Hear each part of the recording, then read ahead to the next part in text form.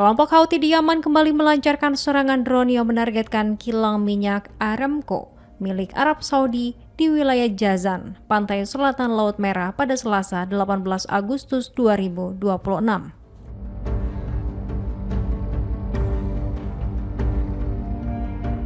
Pihak Houthi menyatakan bahwa serangan tersebut merupakan tanggapan atas dugaan pelanggaran wilayah udara oleh pihak Saudi di Provinsi Sa'ada dan Hajjah.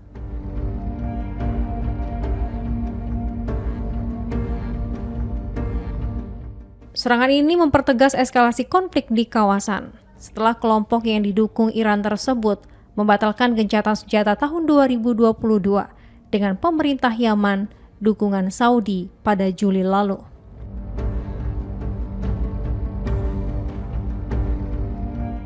Eskalasi semakin meningkat setelah Houthi mengizinkan pendaratan pesawat Iran di Sana'a bulan lalu yang kemudian memicu balasan dari koalisi Saudi.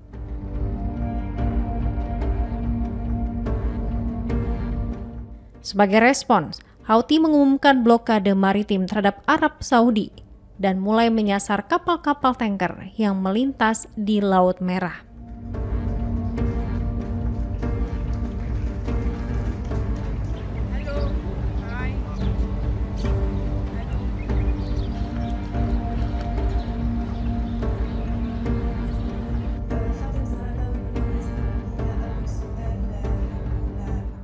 Sebelumnya, pada Minggu 9 Agustus 2026, Houthi juga telah melancarkan serangan serupa ke fasilitas minyak Saudi di pesisir Laut Merah.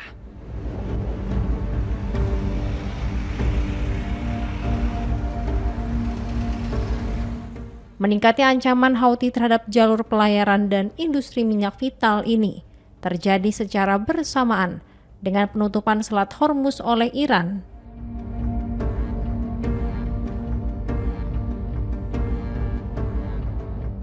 Yang menjadi titik krusial ketegangan antara Teheran dan Washington di tengah upaya menghentikan perang kawasan.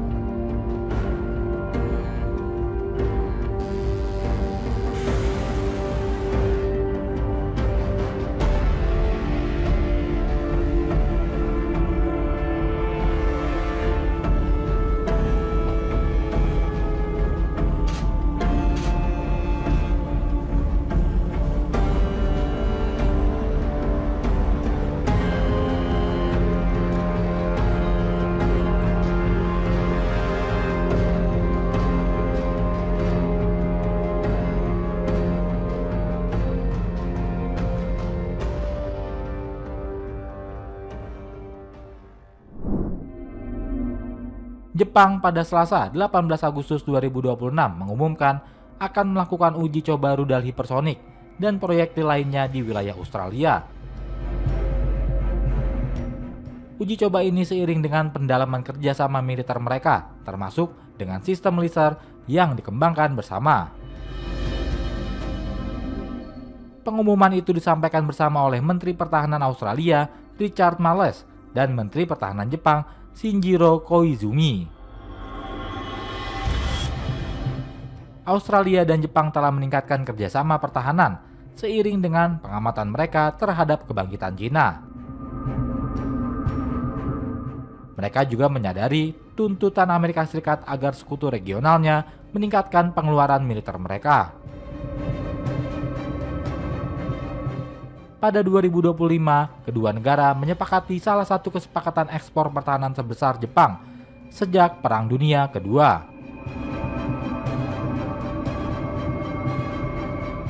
Dalam kesepakatan itu, Australia akan membayar 10 miliar dolar Australia atau sekitar 126,8 triliun rupiah selama 10 tahun ke depan untuk memperoleh armada frigat siluman. Marles dan Koizumi mengatakan mereka akan bekerja sama dalam proyek pertahanan baru yang disebut Bubuk.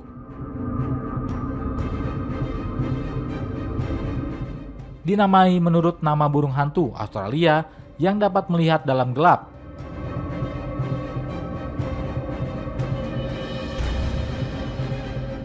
Yang menampilkan sistem laser yang dikembangkan bersama untuk mendeteksi potensi ancaman.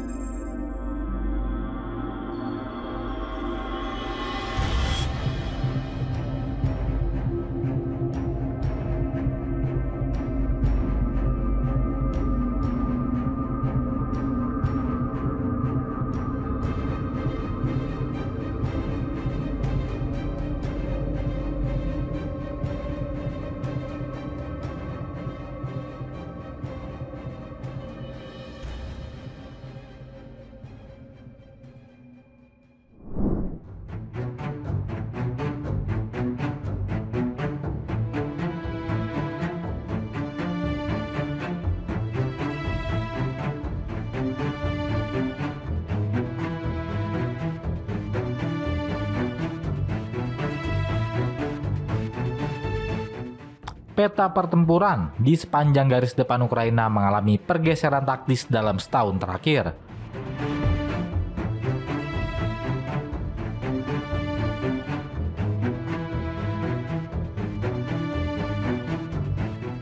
Pengiriman data citra satelit berteknologi tinggi yang dapat diakses secara hampir real-time oleh prajurit di lapangan menjadi kunci utama keberhasilan serangan presisi Ukraina.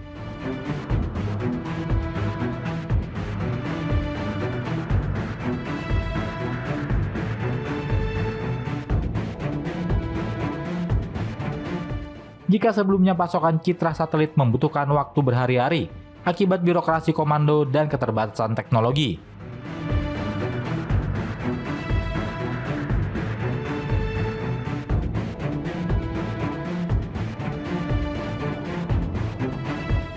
Kini operator drone di garis depan mampu menerima transmisi foto satelit terkini hanya dalam hitungan menit.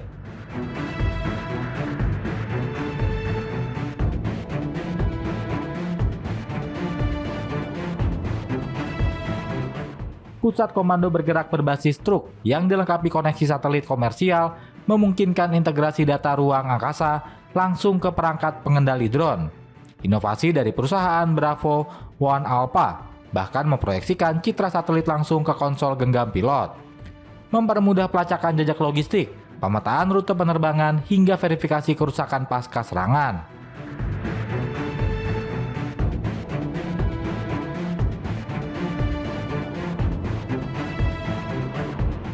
Efisiensi sistem ini terbukti ampuh melumpuhkan instalasi perang elektronik.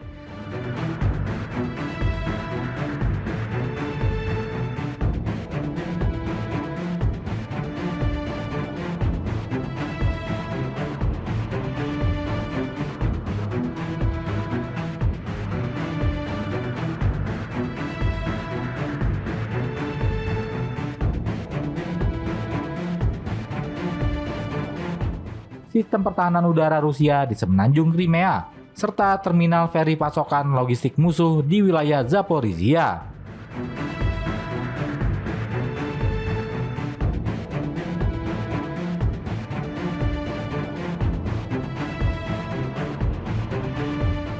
Peningkatan efektivitas serangan Ukraina didorong oleh ekspansi akses citra satelit komersial yang semula hanya diperuntukkan bagi komandan senior untuk perencanaan strategis.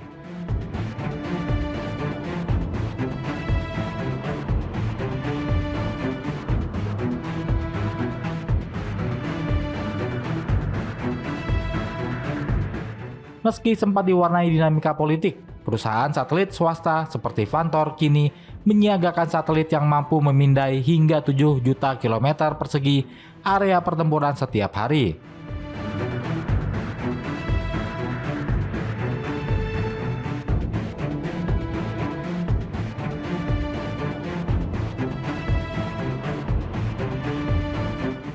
Chief Transformation Officer Vantor atau Will Kokos mengatakan peningkatan frekuensi pengambilan gambar hingga 15 kali sehari di lokasi yang sama.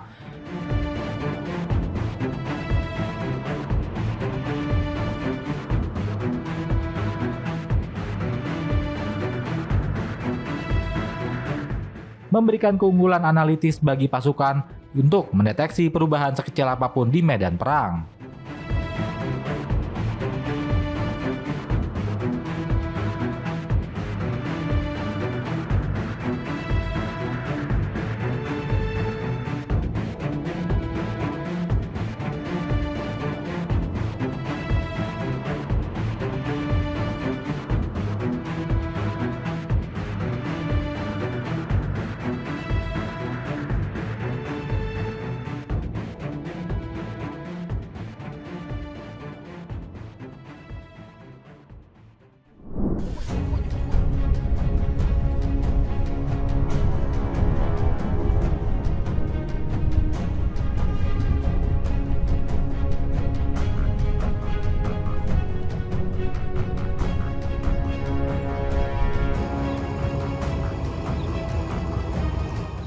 Perang Rusia dan Ukraina memasuki hari ke-1639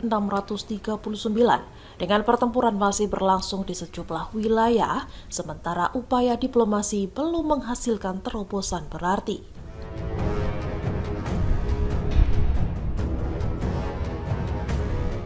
Di tengah konflik yang berkepanjangan, Rusia melancarkan serangan roket ke desa Pechenyi di wilayah Kharkiv, Ukraina Timur Laut yang menewaskan sedikitnya 10 orang.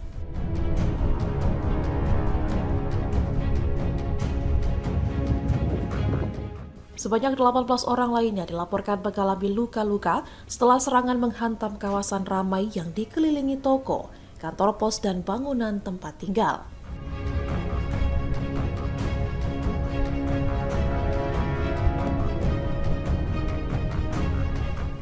Presiden Ukraina Volodymyr Zelensky menyebut serangan tersebut menghantam sebuah persimpangan yang menjadi pusat aktivitas warga wilayah tersebut.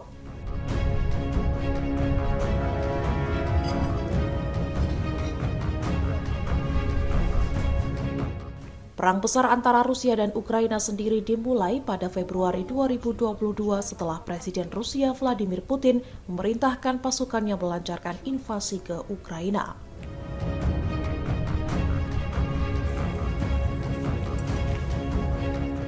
Namun konflik kedua negara sebenarnya telah berlangsung sejak 2014 ketika Rusia mencaplok semenanjung Crimea dan pertempuran pecah di kawasan Donbas.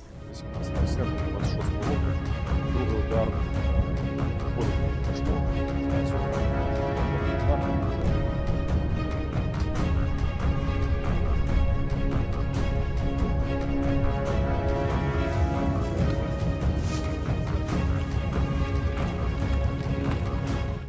Memasuki tahun kelima perang, peluang tercapainya perdamaian masih belum jelas karena Moskow dan Kiev tetap berbeda pandangan mengenai sejumlah isu utama.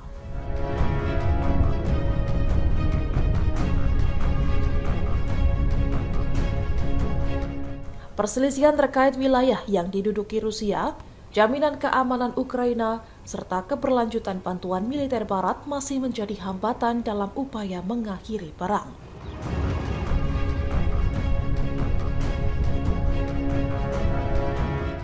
Di sisi lain, perkembangan terbaru juga muncul dari Jerman setelah seorang warga Ukraina dijatuhi hukuman dalam kasus dugaan rencana sabotase pengiriman bom paket di Eropa.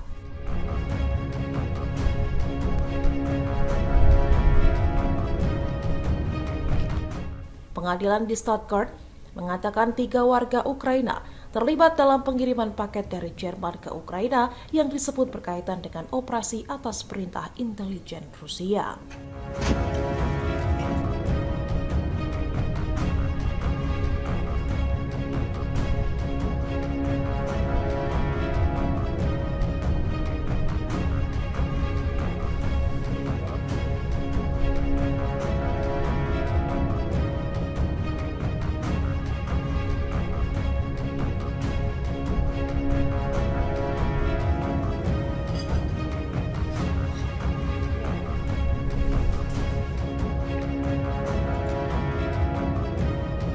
Была дома, чисто случайно он попросила, чтобы меня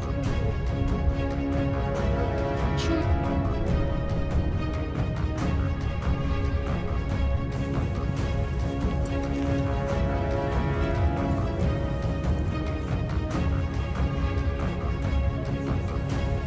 Перший удар був зафіксований о 8:30 ранку 18 серпня 26 року. Другий удар потім прийшло.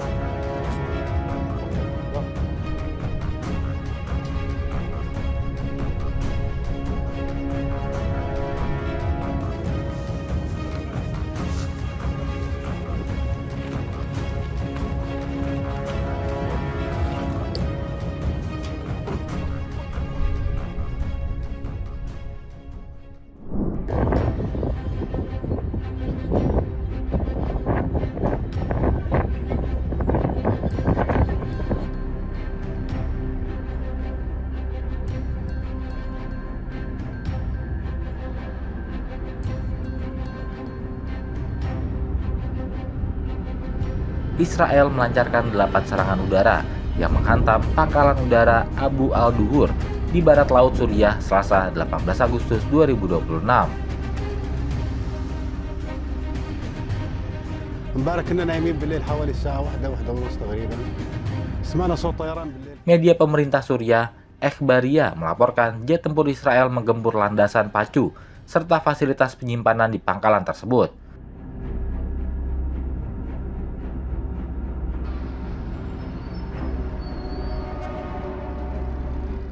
Pangkalan militer ini berjarak sekitar 70 km di timur perbatasan Turki. Aksi militer tersebut memicu kemarahan dan kecaman keras dari Turki sebagaimana dilansir Reuters.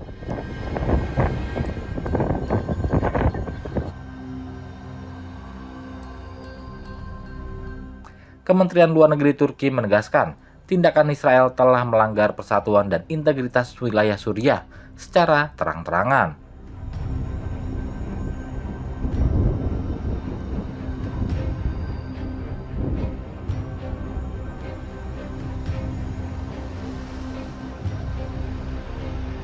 امبارح كنا نايمين بالليل حوالي الساعة 1 ونص تقريبا. سمعنا صوت طيران بالليل، فهمت علي شلون؟ Ankara sebelumnya telah menuduh Israel sengaja mencoba memprovokasi stabilitas Suriah dan mengikis pemerintahan barunya.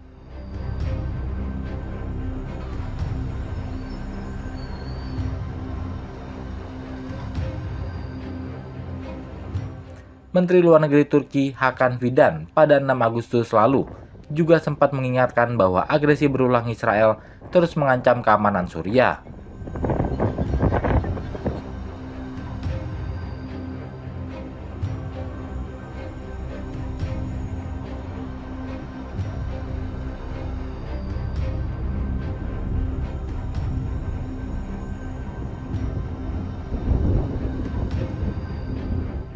Di sisi lain, pihak Israel bergeming dan mengeklaim pengeboman tersebut dilakukan karena Suriah telah mengizinkan penempatan tentara Turki di pangkalan Abu al-Duhur. واحدة ونص تقريبا.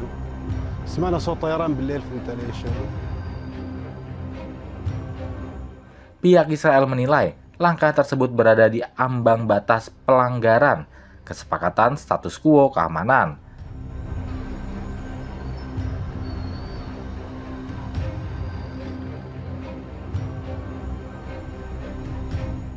Meski demikian, pihak Turki dalam pernyataan resminya tidak mengonfirmasi apakah tentara mereka benar-benar berada di pangkalan Abu al-Duhur saat serangan terjadi.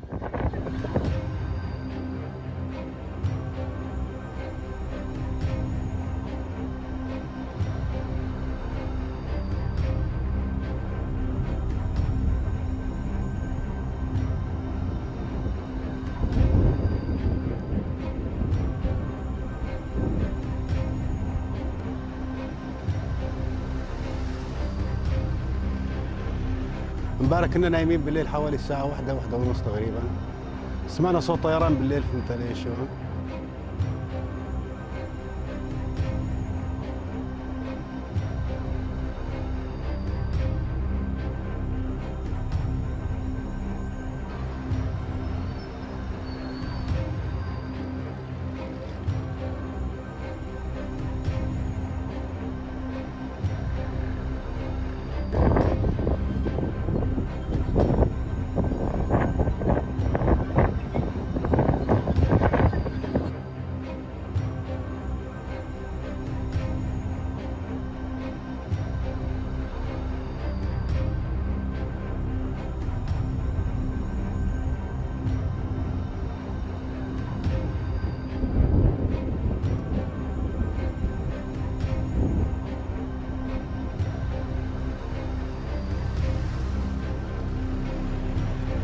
امبارح كنا نايمين بالليل حوالي الساعة 1 ونص تقريبا. سمعنا صوت طيران بالليل، فهمت علي شلون؟